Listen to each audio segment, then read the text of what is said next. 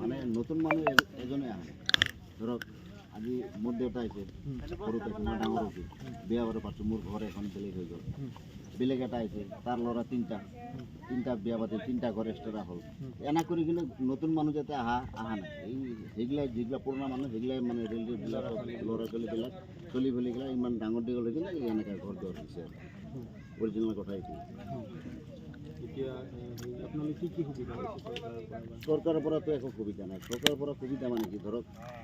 মাদ্ৰাছাখন বনাইছিলোঁ চলি আপোনাৰ পঢ়ালেখা শিকাবৰ কাৰণে আৰ্মি শিকাবৰ কাৰণে সেইটোতো আজি 10-12 বছৰ পৰা বন্ধ হৈ আছে যেন ধৰক মছজিদখন যে বনোৱা দিছে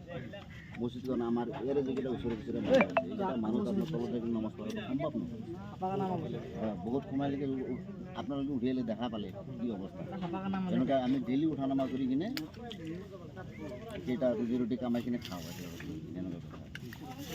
সেইকাৰণে মছজিদটো আমি বনাই আছোঁ আমাক নামাজ টামাজ কৰিব লাগিল তেওঁৰ পৰা যেতিয়া টাইম দিয়ে ধৰক ফজৰৰ নামাজটো টাইম পালোঁ বা ইশাৰৰ টাইমটো পালোঁ কৰি লওঁ আৰু সেইকাৰণে বনোৱা জনাব এৰিয়া